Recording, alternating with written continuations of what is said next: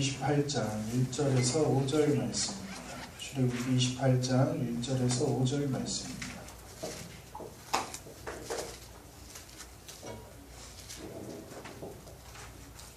출애굽기 28장 1절에서 5절 말씀입니다.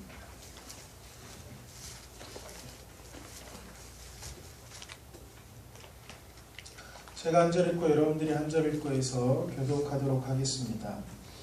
너는 이스라엘 자손 중 내 형 아론과 그의 아들들 곧 아론과 아론의 아들들 나답과 아비후와 엘르아살과 이다말을 그와 함께 내게로 나오게 하여 나를 섬기는 제사장 직분을 행하게 하되 내 영광을 위하여 거룩한 옷을 지어 영화롭고 아름답게 할지니 너는 무릇 마음에 지혜 있는 모든 자 곧 내가 지혜로운 영으로 채운 자들에게 말하여 아론의 옷을 지어 그를 거룩하게 하여 내게 제사장 직분을 행하게 하라. 그들이 지을 옷은 이러하니 곧 흉패와 애복과 겉옷과 단부 속옷과 관과 같다라. 그들이 내 형 아론과 그 아들들을 위하여 거룩한 옷을 지어 아론이 내게 제사장 직분을 행하게 하라. 함께 읽겠습니다. 그들이 쓸 것은 금실과 청색, 자색, 홍색 실과 가늘게 꼰 애식이니라. 아멘. 오늘의 제목은 제사장의 의복입니다. 집사님 컴퓨터 바탕화면에 제사장의 의복이라고 있습니다.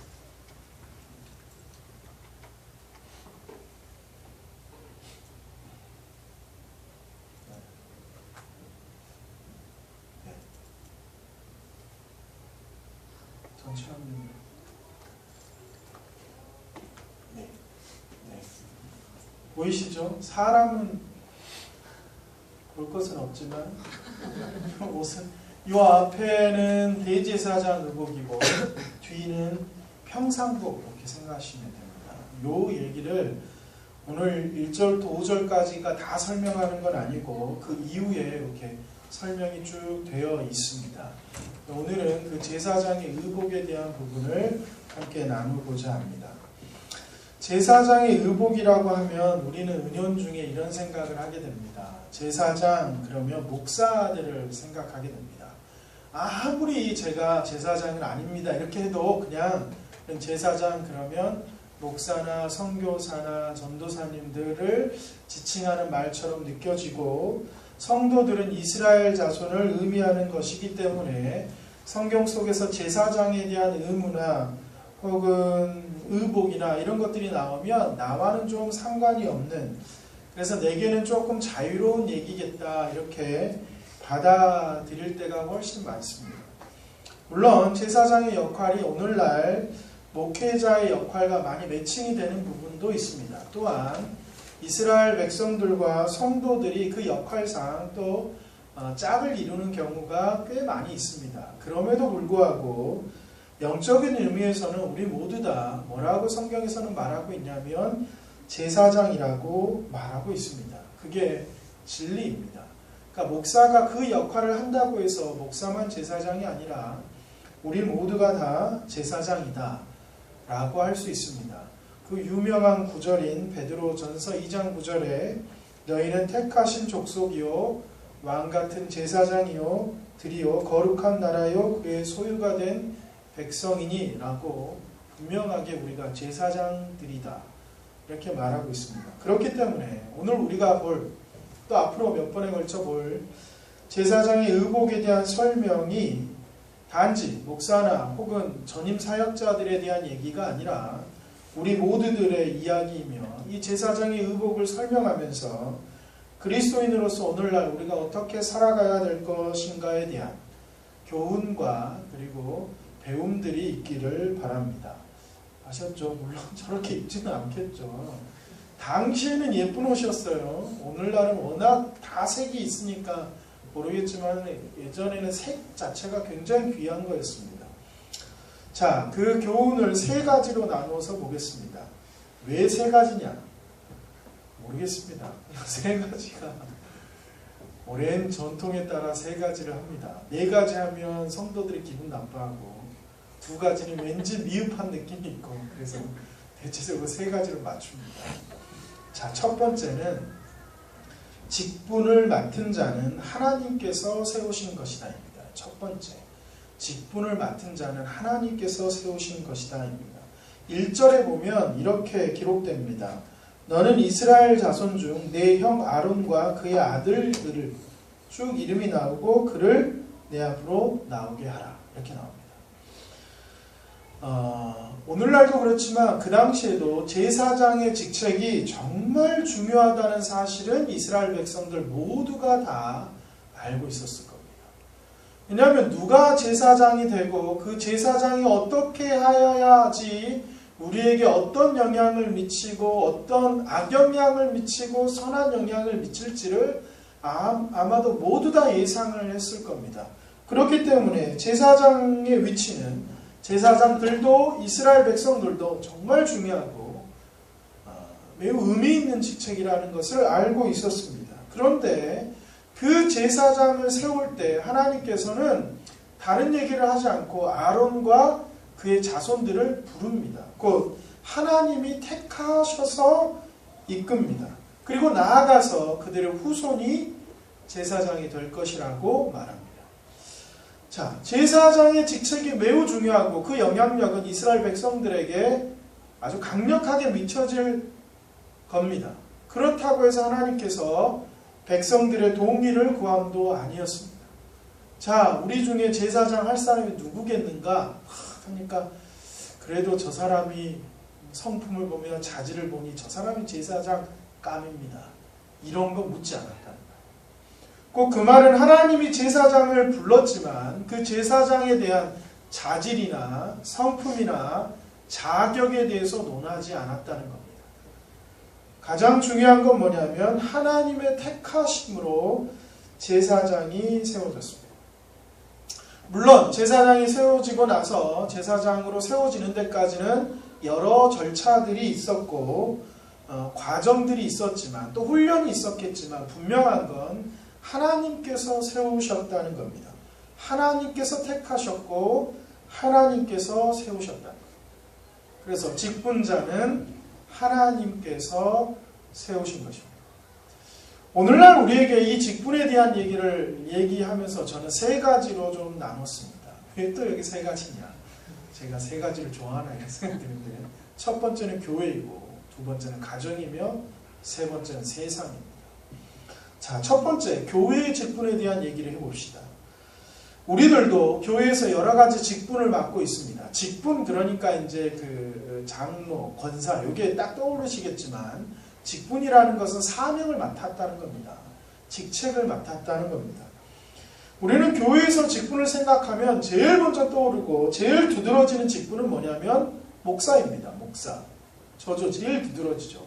목사랑 전도사 그리고 목자 이렇게가 제일 두드러진 직분입니다. 우리 교회에는 목사 1명, 전도사 1명, 그리고 목자 6명 이렇게 있습니다. 가장 두드러진 직분이죠. 가장 두드러진. 하지만 이것뿐이겠습니까? 직분은. 오늘 재정복에서 나왔지만 감사로 섬기고 있는 이영식 집사님. 청소하시는 순서 그리고 식사 준비를 하시는 직분. 예배 중에서는 찬양팀으로 혹 음향으로 오늘 빠졌지만 PPT로 그리고 기도로 작은 부분에서 섬기는 직책들이 다 있습니다. 어쩔 때는 이게 너무 작아서 별거 아닌 것처럼 보여도 사실 그거 하나가 빠지면 매우 부족합니다. 매우 작은 듯하여도 다 중요하고 또한 제일 중요한 건 뭐냐면 그것 하나하나가 전부 다 하나님이 세우셨다는 겁니다. 하나님이 세우셨다. 순서가 돼가지고 내 차례가 됐구나.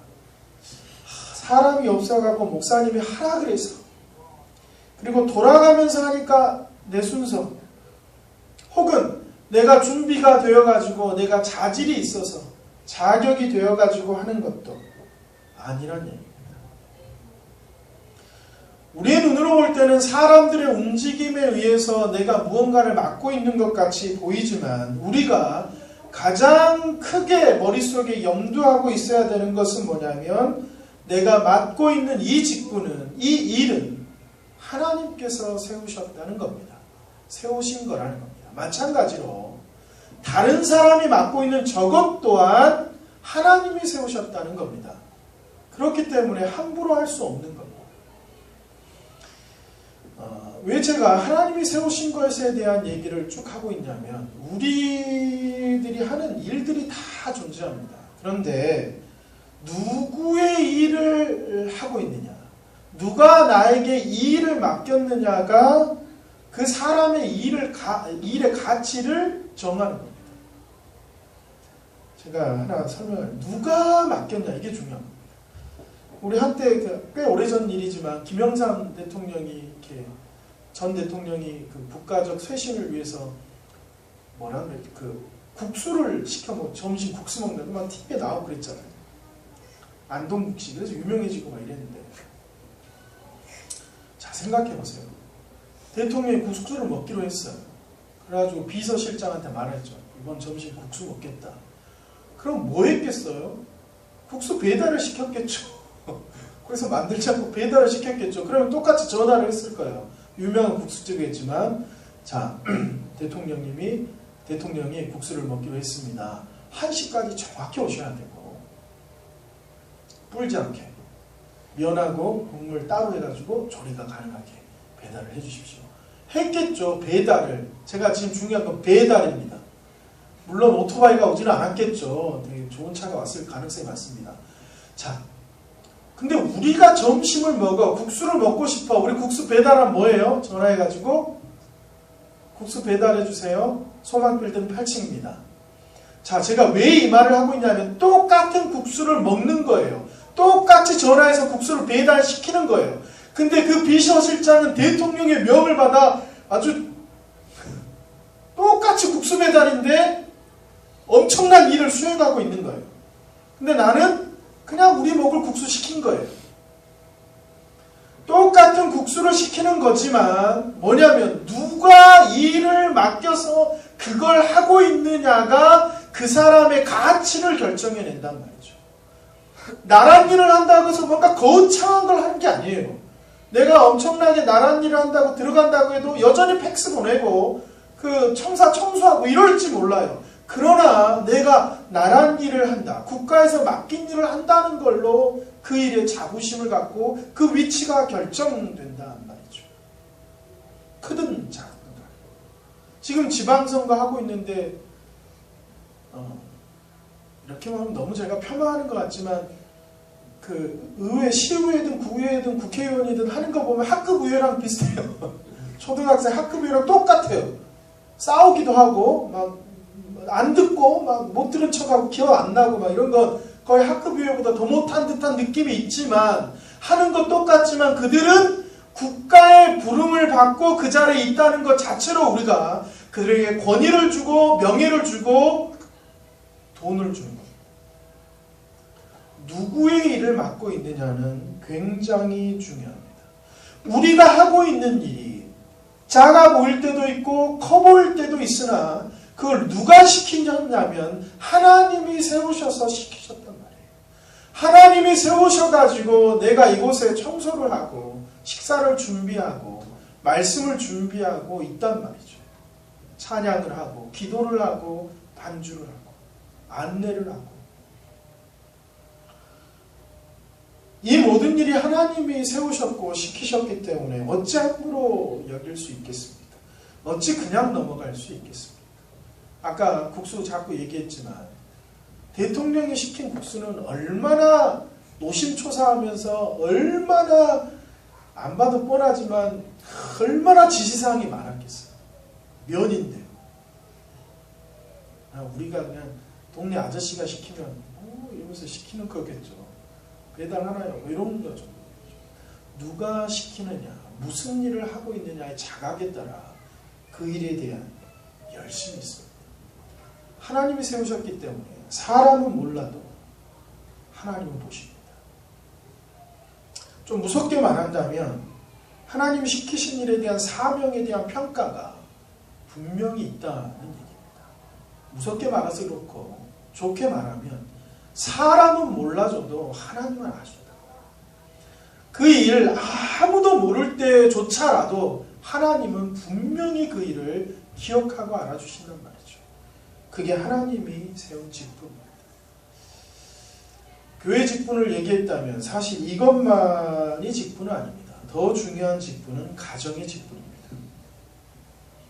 나를 가정에서 아버지와 어머니로 그리고 남편으로 혹 아내로 나에게 사명을 맡기셨습니다. 이걸 사명이다, 직분이라 이렇게 말하면 좀 그런데 잘 생각해보면 똑같습니다. 내가 아버지가 될 자격과 조건과 성품과 자질을 갖추고 있어서 아버지가 된 거예요? 아니에요? 아니에요. 애를 낳아갖고 아버지가 된 거예요. 어머니가 될 자질과 성품과 준비가 된 상태에서 엄마가 된 사람이 어디 있습니까? 애를 낳아서 엄마가 된 거예요. 맡겨진 겁니다. 부부도 마찬가지예요. 남편을 만나고 아내를 만났는데 돌이켜 보시면요, 이 남자를, 이 여자를 만난 게 특별한 일이었단 말이죠. 하나님이 이 남자에게 나를 맡긴 거예요. 나에게 이 남자를 맡긴 거예요. 이 여자를 맡긴 것이. 그래서 남편과 아내, 아버지와 어머니는 사명이 되고 직분이 됩니다.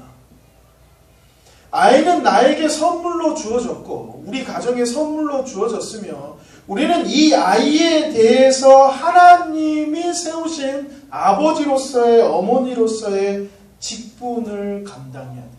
사명을. 이 아이를 하나님께로 인도하고 이 아이를 귀하게 키우는 직분이 우리 가운데 있습니다. 이 아이들이 나를 통해서 도대체 무엇을 볼 것인가? 이 아이들이 나를 통해서 누굴 만날 것인가? 하나님을 볼 것인가? 세상을 볼 것인가에 대한 사명을 우리는 받게 된 것입니다. 남편과 아내도 마찬가지입니다. 교회를 보시면 이런 말 많이 합니다. 남자 별거 있냐? 이 남자나 저 남자나 다 똑같다. 이 여자 저 여자 다 똑같다. 이런 얘기 있습니다. 어쩌면 그 말이 맞을 수 있어요. 뭐 연애 때는 굉장히 특별해 보이지만 결혼하면 똑같아요. 그 인간이 그 인간 같고 그 인간 다 비슷합니다. 뭐 살아보면 별거 있겠냐 이렇게 말하는 게 맞을 수 있습니다. 그렇기 때문에 나를 이 사람한테 붙인 겁니다. 그 누구도 아닌 나를 붙여서 아내를 그 남편의 돕는 배필로 만들어 그 남편을 도움으로 내가 완성되어 갑니다. 마찬가지입니다. 남편도 다른 여자가 아니라 그 여자를 만나 그 여자를 사랑함으로 도움을 받고 성장해 간 겁니다. 우리는 서로서로에게 가정 안에서 맡은 자리가 있습니다. 그리고 그 자리를 굳건히 지켜야 합니다.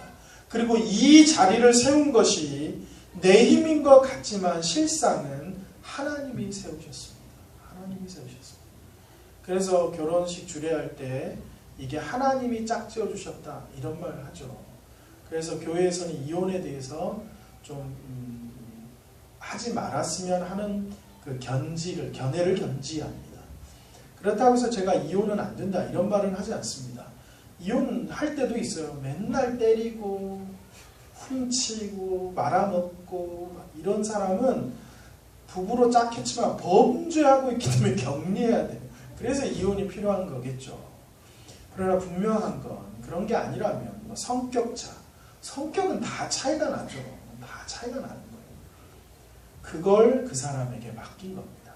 여러분 남편과 아내를 보면 또 아이를 보면 딱 내 수준에 맡긴 거예요. 그렇게 아시고 감당하셔야 되고 그 직분이라는 것을 아셔야 합니다.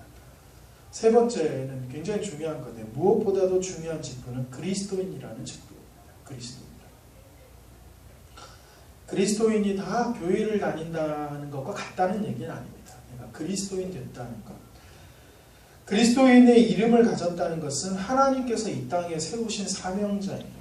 예수 그리스도를 주님으로 모시고 그분의 능력으로 이 땅을 살아가고 예수 그리스도가 가르쳐준 그 원리대로 이 땅을 살아가고 예수 그리스도의 증인된 삶을 사는 것, 이것이 우리에게 맡긴 하나님의 직분. 이 세 가지 직분, 교회와 가정과 세상. 그렇기 때문에 이 직분 때문에 뭘 하냐면 세상은 우리를 주시한단 말이죠. 자, 첫 번째가 직분을 맡기신 분은 하나님이시다 였습니다. 직분을 맡기고 세우신 분은 하나님이시다. 두 번째는 직분을 맡긴 이유는 하나님을 섬기기 위함이다. 하나님을 섬기기 위함이다.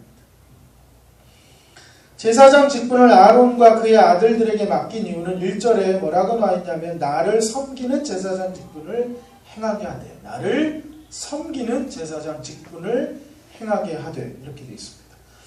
제사장 직분을 그 아론과 그의 아들들에게 맡긴 이유는 하나님을 섬기라고 맡겼습니다. 제사장 직분을 이용해서 돈을 벌거나 명예를 얻거나 권력을 부리기 위해서 세운 것은 아닙니다. 오직 하나님을 섬기기 위해서, 하나님께로 나아가기 위해서, 그리고 하나님께로 다른 이들을 인도하기 위해서 그 직분을 세우셨습니다. 제가 이 당연한 말을 왜 하냐? 성경과 후대에 가면 제사장들이 타락하게 됩니다. 그래서 돈을 벌려고 하고 권력을 탐하고 명예를 탐하며 권위를 부렸습니다. 예수 시대의 제사장들이 이랬습니다. 예수님 시대의 제사장들이 이렇게 했는데 그거는 이런 겁니다. 예수님 시대에 대제사장이 2명이 있었어요. 원래 대제사장은 성경상에 3명 있어야 됩니다. 1명 있어야 되는데 2명 있는 이유가 뭐겠습니까? 좋으니까.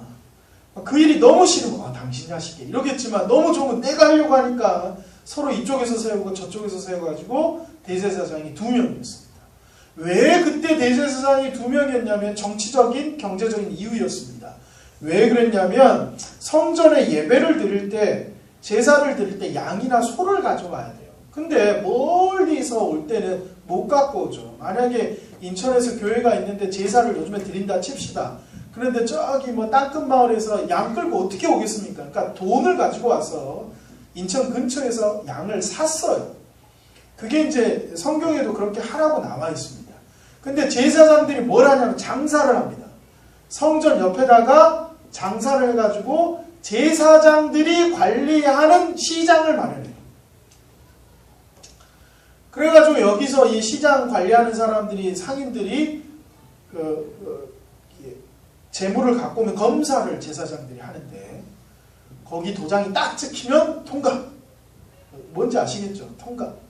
이상한 건 뭐해도 내가 돈을 주고 보통 양보다 2배, 3배 팔아도 여기서 안 사면 통과를 안 시켜줘, 자꾸.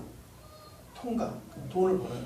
그럼 이 제사장들이 직접 장사는 안 하지만 독점이 돼가지고 아주 이윤을 높이 받았고, 그걸 뭐 반띵하고 뭐 이랬겠죠. 뭐 반인지 뭐 7대 3인지 그건 잘 모르겠습니다만 그렇게 뛰어먹었어요. 거기다가 성전 세금도 성전 세겔로 냈어야 돼요. 일반 세겔이 있고 성전 세겔이 따로 있었는데, 성전 세겔은 일반 세겔의 2배였습니다. 환전하는 게 돈이 돼요. 우리 환전할 때마다 수수료 얼마나 많이 떼요. 거기는 수수료도 뗀 데다가 2배까지 하니까 장사가 되죠. 그래서 환전상들이 있었어요. 예수님이 그거 보고 막 뒤져엎고 막 그 장면 기억하실런지?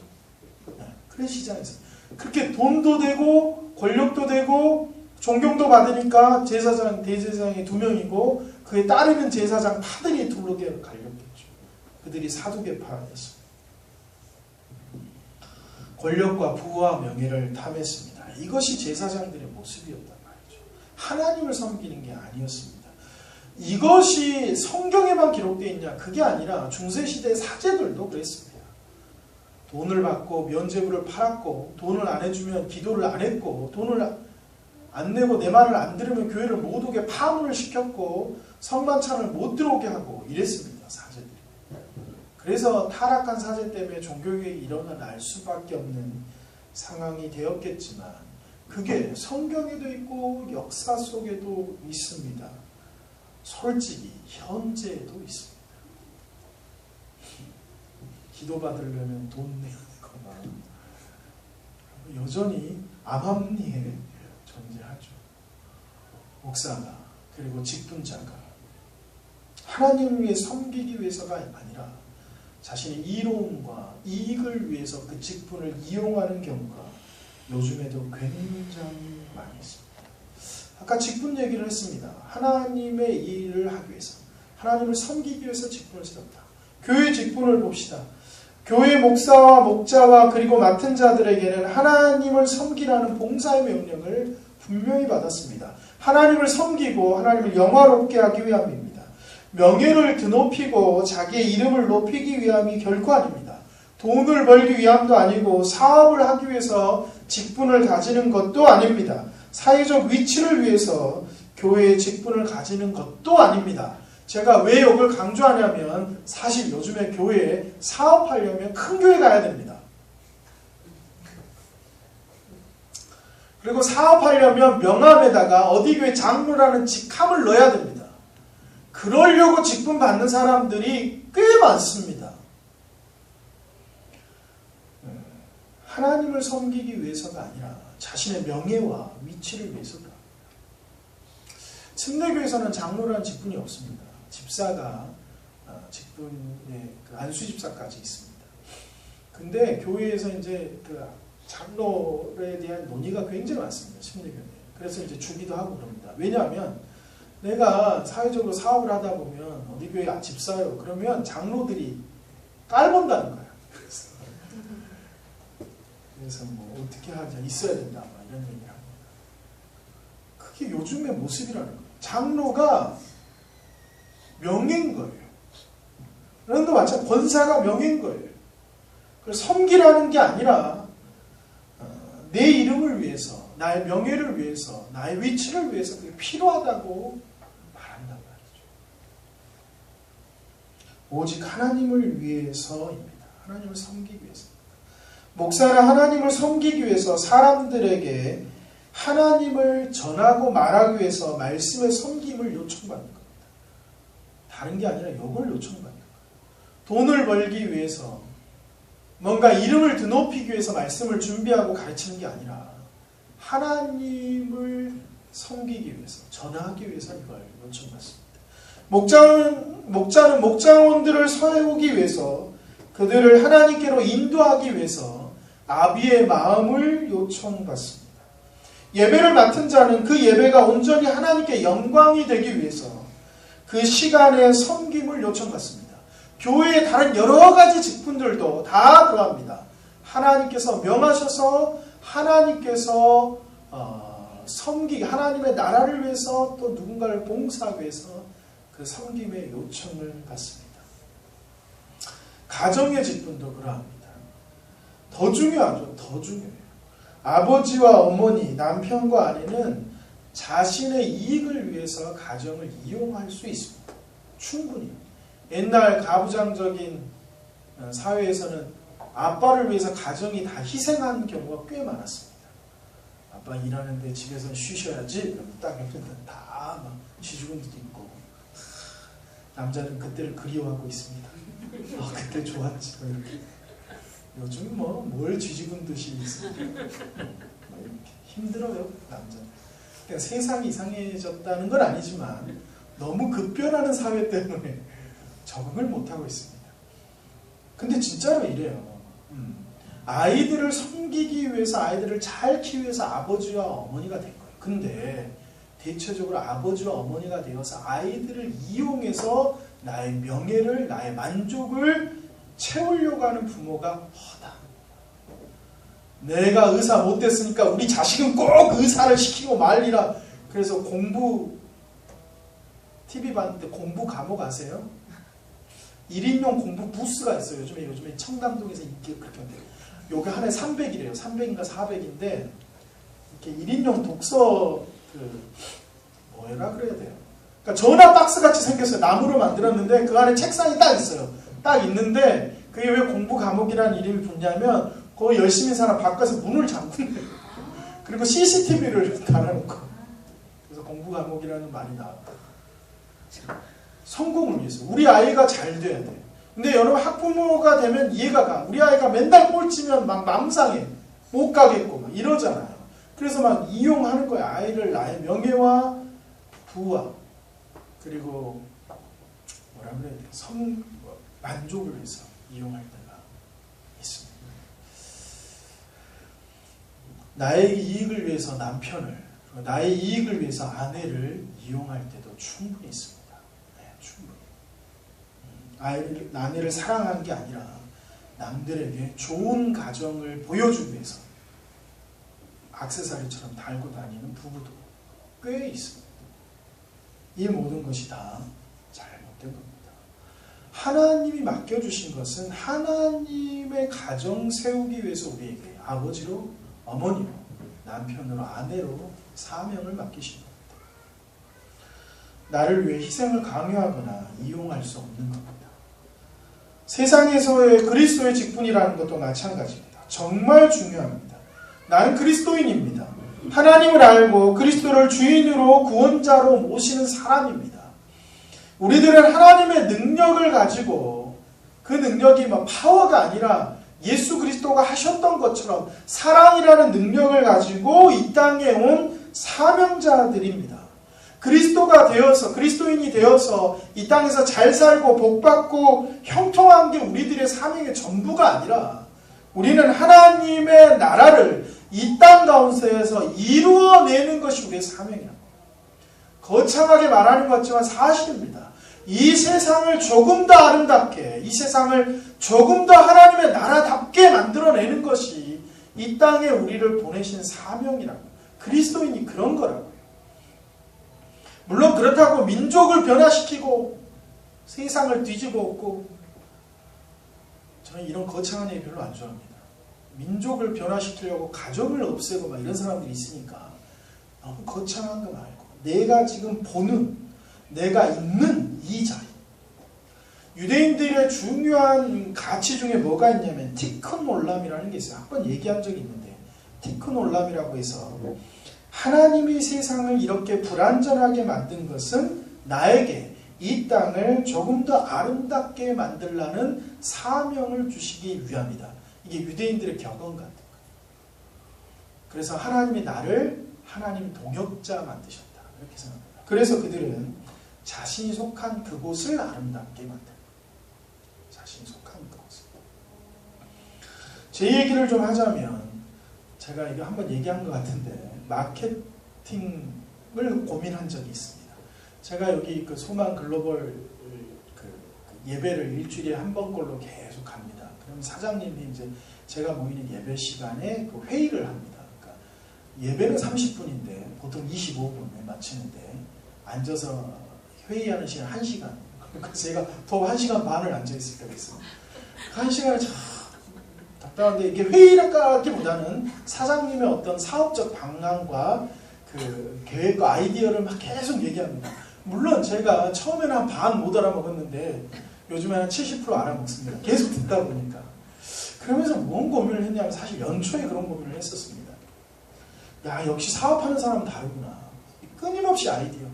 그리고 아이디어로 낸 다음에 아이디어를 막 다듬습니다. 계속. 될지 말지 막 점검하고 직원들한테 시켜서 알아보고, 그래서 안 되는 거 빼고 막 이런 일들이니까 일주일 다니니까 보이죠. 뚱뚱이 보입니다. 바뀌기도 하고 또 실패한 것도 봅니다. 역시 사업가는 좀 다르구나 이런 생각을 종종 하게 됐습니다. 그러면서 무슨 생각했냐면, 나도 나름 사업가는 아니지만 교회의 CEO인데 이런 생각을 하게 됐습니다. 그래도 우리 교회 좀 커야 되지 않겠나. 좀 그러려면 보니까 홍보와 마케팅적인 전략과 차별성, 그걸 굉장히 강조하는데 차별성과 독특성, 우리 교회는 뭐가 차별이 있나 막 이런 고민을 하고, 그러니까 너무 듣다 보니까 계속 그런 생각을 하게 됐어요. 안 할 수가 없고, 또 제가 지금까지 사역해왔던 모든 교회가 마케팅적인 접근을 하는 게 요즘 교회 추세입니다. 그리고 아주 성공적으로 한 교회에서 있어도 봤어요. 그러니까 머릿속에 계속 그런 게 돌죠. 어떻게 하면 전도를 어떤 식으로 접근을, 현대 이런 거를 막 합니다. 그래서 이제 고민이 하도 심해져서 기도를 했습니다. 제 머리에는 이런 게 잘 안 나오는데 기도를 했는데 하나님께서 딱 주셨던 마음이에요. 무슨 마음을 주셨냐면, 성공하려고 사업을 하는 사람들이 성공하지 않는다. 돈을 벌려고 사업하는 사람들이 돈을 벌지 않았다는 거예요. 그게 물론 다 그렇다는 얘기가 아니라 세상에 진짜로 성공한 사업가들은 돈 벌려고 시작한 게 아니라 세상에게 도움을 주려고 시작했다는 거예요. 대표적인 부자 빌 게이츠죠. 마이크로소프트사를 창업한 빌 게이츠, 유대인입니다. 그 사람이 그래 컴퓨터로 돈 왕창 벌어야지 이렇게 시작 안 했단 말이죠. 그 사람이 마이크로소프트를 창업하게 된 계기는 뭐였냐면 그 당시에 컴퓨터가 있었는데 대학교에 있었대요. 큰 연구소에만 집채만한 컴퓨터가 있었어요. 엄청 큰 컴퓨터가 있고 그걸 다루고 있을 이때 이 빌 게이츠가 생각한 게 뭐였냐면 이 컴퓨터가 집집마다 한 대씩 있으면 굉장히 편리하고 도움이 되겠다 이런 생각을 했습니다. 그 당시에 이런 생각을 했을 때 주위 사람들이 다 말도 안 되는 소리를 했습니다. 왜냐하면 컴퓨터가 들어가면 집에서 뭐 할 거냐, 이미 집에 타자기도 있고 계산기도 있는데 더 이상 뭘 할 거냐고 이렇게 말을 했습니다. 이런 거는 이렇게 연구하는 시설에만 있으면 된다 이렇게 했는데 이 빌 게이츠가 생각을 바꾸고 이 컴퓨터가 더 사람들에게 접근되면 세상이 훨씬 더 편리해질 거라고 생각하고 퍼스널 컴퓨터, PC를 만듭니다. 이게 마이크로소프트사를 만드는 계기가 됐고 지금의 그 거대한 자본이 되었죠. 그런 생각을 했습니다. 세상을 바꾸는 사업도 사실은 이 작은 데서 시작된 게 아닌가 마찬가지라고 생각합니다. 일단 우리가 사업을 한다는 건 아니지만 우리의 자세도 그런 것 같습니다. 우리 교회도 나도 무언가 이름을 높이고 이루기 위해서가 아니라 내가 지금 이 속한 곳에 세상을 조금 더 아름답게 만들기 위해서 내가 무엇을 할 수 있는가?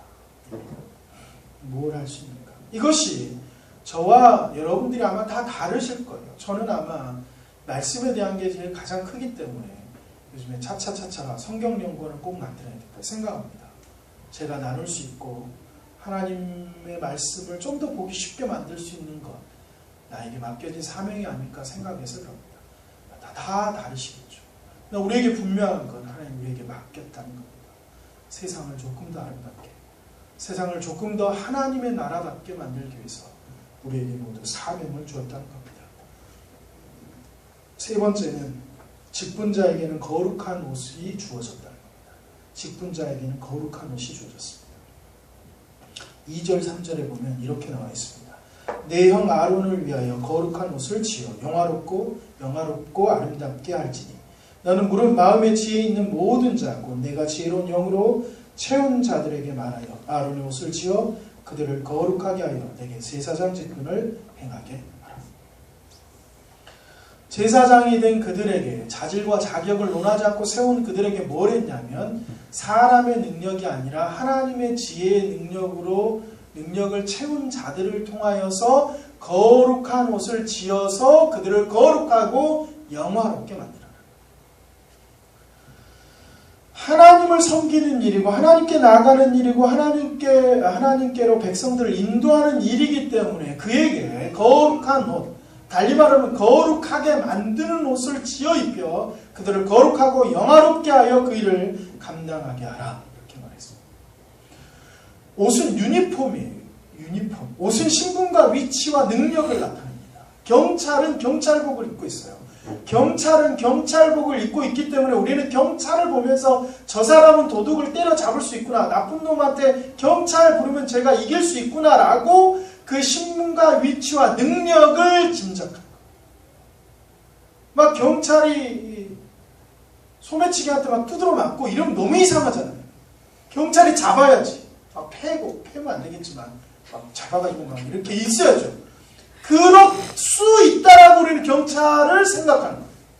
의사가 의사의 가운을 입고 있으면 저 사람이 의사이고 나의 아픈 부위를 알고 고칠 수 있는 능력이 있다라고 생각하는 거예요. 그게 유니폼이죠. 간호사, 학생 다 그렇습니다.